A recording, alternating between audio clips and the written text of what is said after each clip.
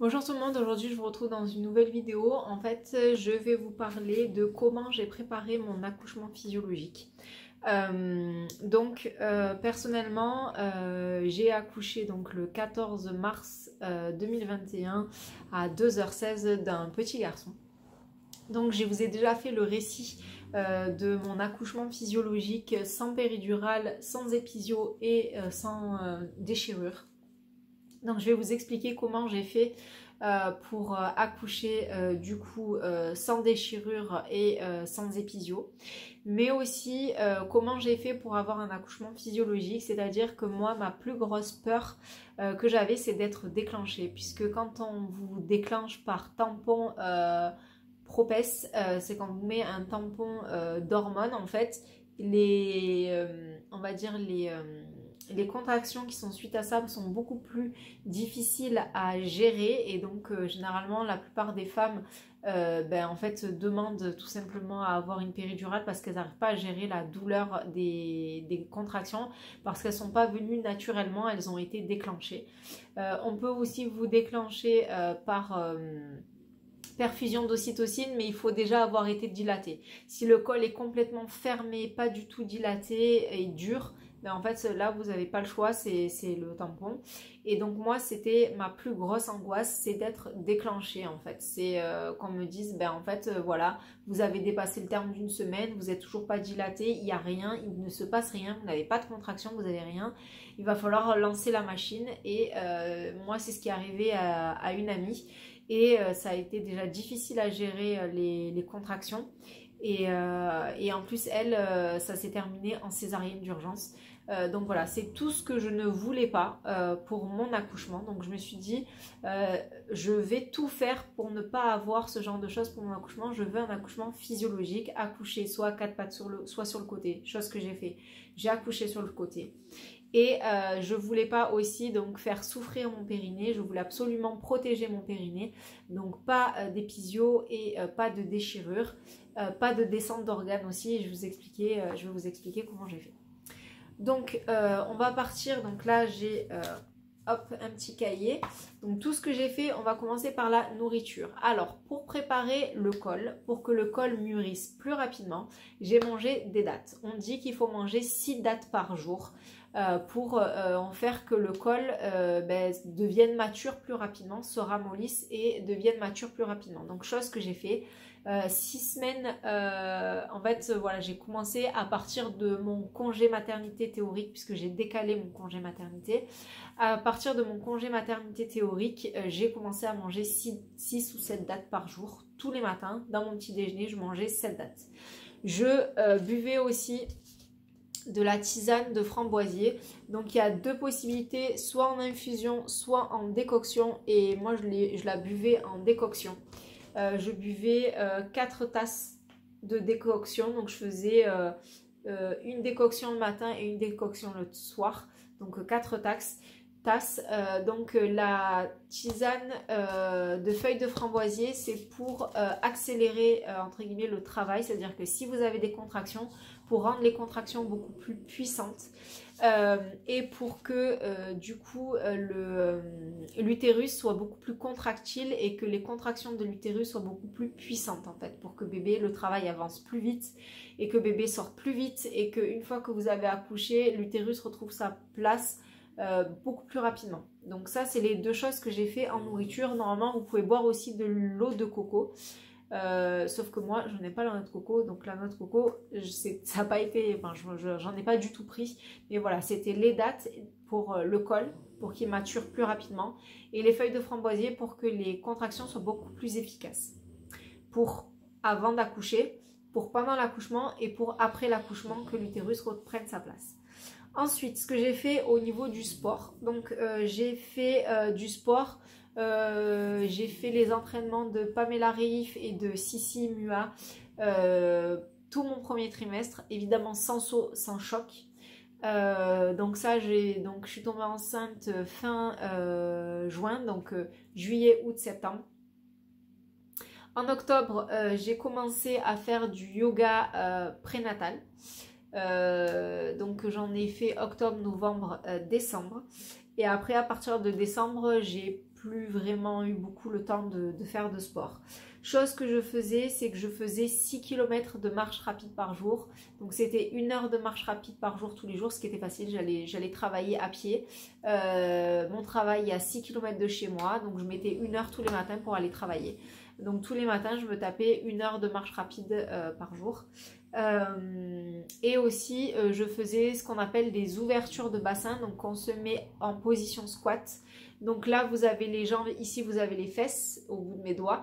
Donc normalement, ça c'est la position squat normale avec les pieds bien à plat. Moi, du coup, ouverture de bassin, il faut que vos fesses presque touchent l'arrière de vos mollets. Et avec les coudes, vous écartez les genoux en fait. C'est ce que je faisais. Donc je faisais ça 4 fois par jour pendant 2 minutes. Donc l'ouverture de bassin, ça aide bébé à ce qu'il s'engage bien dans le bassin et que la tête descende très bas.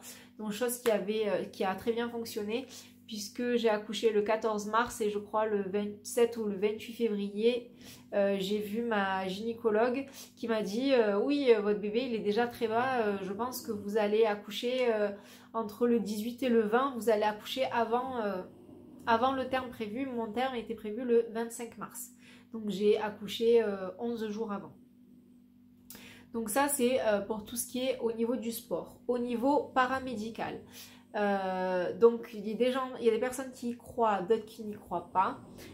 Moi personnellement, je préférais mettre toutes mes chances de mon côté. Je voulais préparer, faire tout ce que je pouvais pour éviter le déclenchement. Donc moi c'était vraiment quelque chose qui me stressait, pas qui m'angoissait, mais c'est vraiment quelque chose que je voulais éviter. Donc du coup, je suis allée voir une homéopathe. Dans ma maternité, il y avait une sage-femme homéopathe. La consultation m'a été offerte d'ailleurs par la maternité, donc j'ai pris rendez-vous avec elle. Donc elle m'a posé des questions sur mes allergies, ma façon de manger, ma grossesse, si tout se passait bien, tout ça, elle m'a posé plein de questions et elle m'a donné un traitement. Donc à prendre avant l'accouchement. À prendre le jour où j'accouche, donc le jour où je commence à avoir les contractions. Un autre traitement à prendre quand j'arrive à la maternité et un autre traitement à prendre après avoir accouché. Donc voilà, elle m'a fait mon ordonnance. J'avais un traitement en cas d'épisio, un traitement en cas de déchirure et en cas de césarienne. Épisio, déchirure et un autre traitement en cas de césarienne. Donc moi j'avais tout acheté, j'avais tout noté dessus, j'avais mon ordonnance. Et donc j'ai pris ce traitement là donc avant l'accouchement, le jour J, le jour où j'avais mon contraction, quand je suis partie à la maternité et après l'accouchement.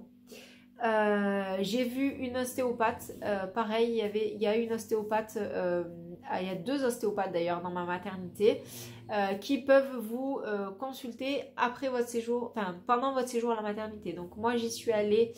J'ai accouché le dimanche, j'y suis allée voir l'ostéopathe le lundi, donc une semaine avant. Donc le lundi à 8h, j'avais rendez-vous chez l'ostéopathe. Donc elle m'a manipulée, donc je lui ai dit que en fait moi si je venais la voir c'était pour préparer mon accouchement, pour voir que mon bassin n'était pas bloqué. Donc ça c'est vraiment très important. Il ne faut pas avoir de problème de bassin parce que si vous avez une douleur au bassin quand vous allez accoucher, avoir les contractions et devoir pousser, ça va vous gêner pour l'accouchement. Donc vérifiez que mon bassin soit bien en place et qu'elle m'aide entre guillemets à accélérer le travail, à faire que j'essaye d'accoucher avant le terme qui était prédéfini. Donc voilà, on ne vous met pas de produit, donc c'est vraiment ce qu'on appelle des médecines douces, des médecines parallèles. Donc voilà, ça je l'avais fait le lundi avant mon accouchement. Et là elle m'a dit que en fait elle pouvait venir à la maternité pour manipuler bébé, me manipuler moi si j'avais besoin. Et chose que j'ai faite quand j'ai accouché, une fois que je suis rentrée en chambre, je suis allée sur Doctolib et j'ai pris rendez-vous pour qu'elle vienne voir bébé justement pour qu'il puisse téter facilement, qu'il n'y ait pas de problème au niveau du bassin, au niveau des épaules, au niveau du cou, pour qu'il n'y ait pas de problème au niveau de l'allaitement. Et donc du coup j'avais envoyé un texto parce qu'il y avait son numéro professionnel sur Doctolib pour lui dire voilà, j'ai pris rendez-vous tel jour à telle date, ma chambre est tel numéro, et donc elle est passée à la maternité pour s'occuper de bébé. Donc moi, une semaine avant d'accoucher, j'avais été manipulée. Et ensuite, le mercredi avant d'accoucher, j'avais vu un acupuncteur. Donc pareil, donc je lui ai expliqué pourquoi je venais le voir. Et donc en fait, j'avais pas de problème. Ma grossesse, j'ai eu une merveilleuse grossesse. Comme un merveilleux accouchement, tout allait bien. Donc en fait, je lui explique que je viens, mais tout va bien. J'ai un peu mal dans le bas du dos à la fin de ma grossesse. J'avais mal dans le sacrum. Mais c'est normal parce que bébé appuyait sur le coccyx et appuyait sur le sacrum, ce qui est tout à fait normal. Et donc je lui disais que tout allait bien, en fait je venais le voir juste pour que le travail avance le plus rapidement possible et que bébé sorte avant le terme et que tout se passe bien pour mon accouchement. Donc il a travaillé sur les énergies, donc voilà, il a fait un travail sur les énergies principalement puisque j'avais pas spécialement de douleur autre que celle du bassin, mais comme je vous ai dit c'est normal parce que bébé appuyait sur le sacrum et voilà, donc tout avait été fait juste avant mon accouchement. D'ailleurs l'acupuncteur voulait me revoir 15 jours après puisque j'étais censée accoucher 3 semaines après et en fait j'ai pas eu le temps puisque j'ai accouché avant. Voilà, donc ça c'était tout ce qui est paramédical. Donc ça revient assez régulièrement. Tout ce que je vous dis, tout ce que j'ai fait là, c'est si vous faites vos recherches sur internet, c'est vraiment ce qui revient.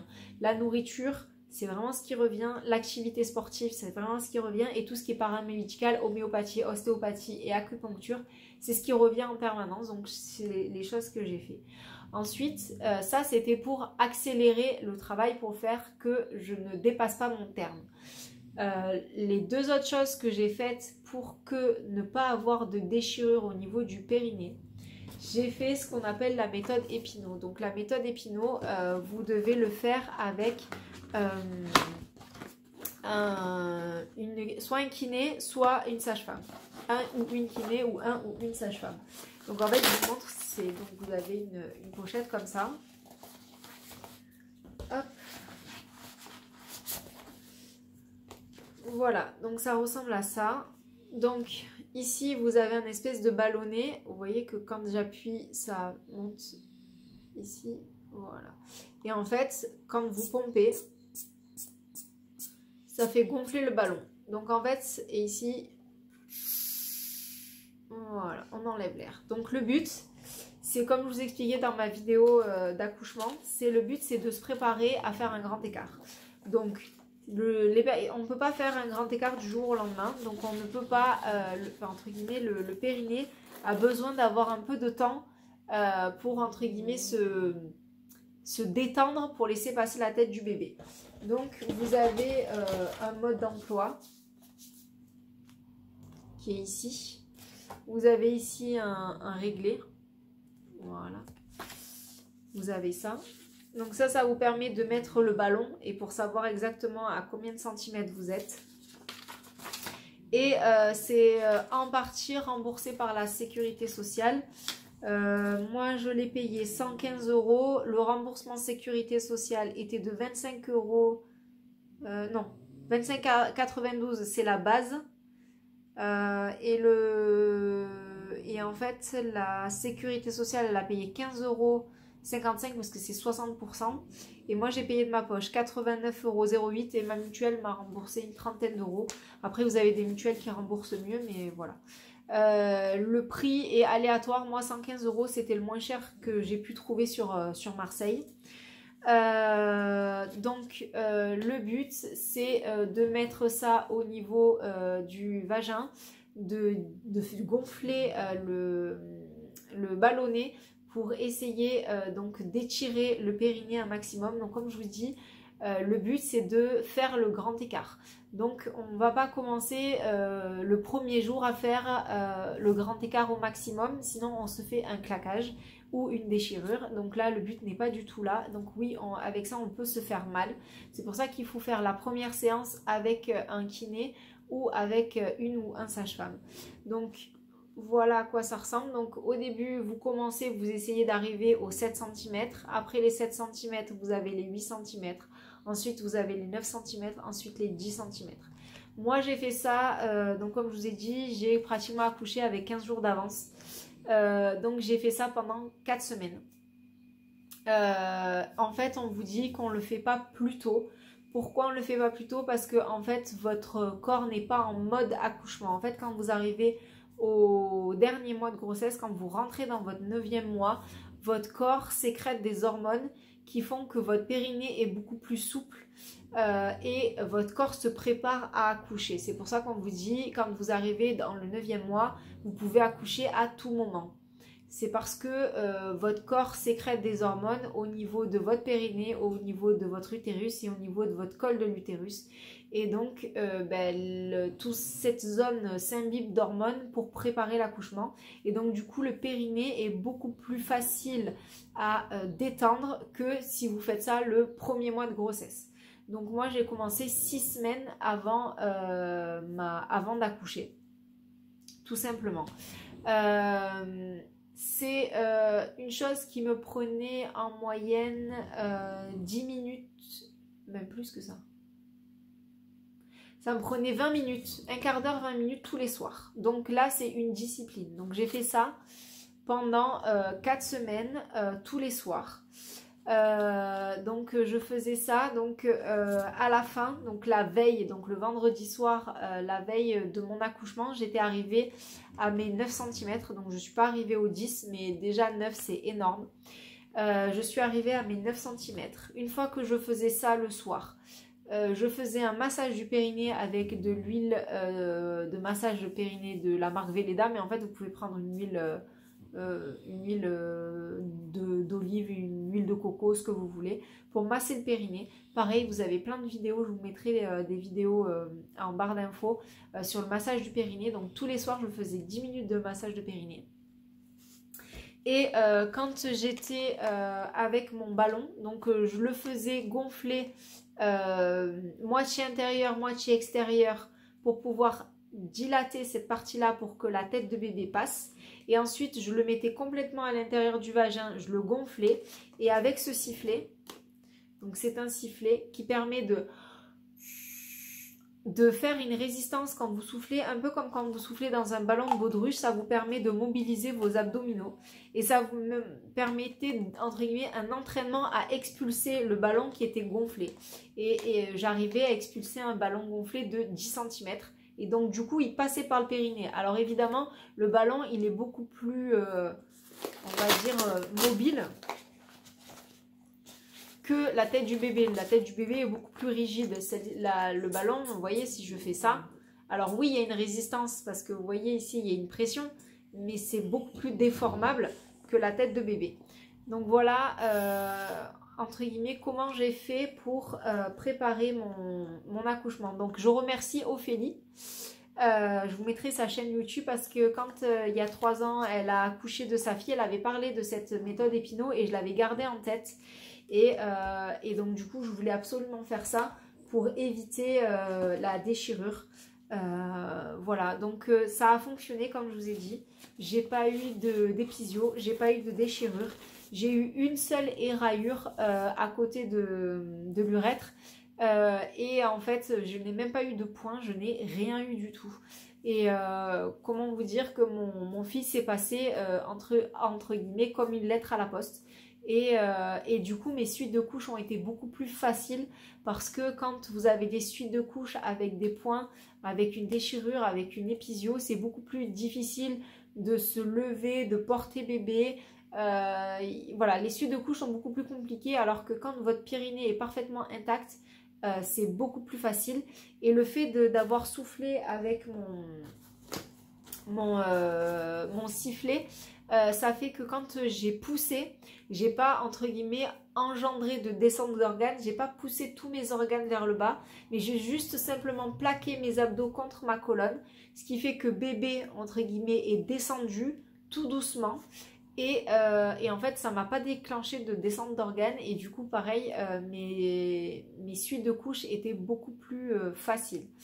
J'ai 3 regrets dans ma préparation à l'accouchement, c'est que j'ai pas pu faire d'aptonomie parce que quand j'ai entendu parler de l'aptonomie, j'étais rentrée dans mon 5e mois et en fait, on m'a dit que c'était trop tard pour pouvoir faire des cours de préparation à l'accouchement. Avec l'aptonomie, il faut commencer dès le premier trimestre. Donc ça, j'ai pas pu. Et j'ai pas pu faire d'atelier de portage et d'atelier d'allaitement parce que en fait, moi, je m'en suis occupée à la fin. Et un mois avant d'accoucher, je voulais prendre rendez-vous et en fait on me dit non, mais en fait dès que vous savez que vous êtes enceinte et que vous passez la première écho, c'est à ce moment-là qu'il faut prendre rendez-vous dans les ateliers, dans la maternité où je voulais accoucher, parce qu'ils étaient pleins jusqu'en juillet et moi j'avais appelé en février, pour vous dire à quel point c'était des choses qui sont voilà, très demandées. Donc voilà, c'est les 3 petits regrets que j'ai de mon accouchement, mais comme je vous ai dit dans ma vidéo, j'ai eu un accouchement de rêve. Tout s'est très bien passé pour moi, pour bébé, pour tout le monde et c'était vraiment génial. Donc voilà, donc j'espère que cette vidéo aura pu vous aider. Si vous avez des questions, n'hésitez pas et je vous mets un max d'informations dans la barre d'infos. Je vous dis à très bientôt, bye.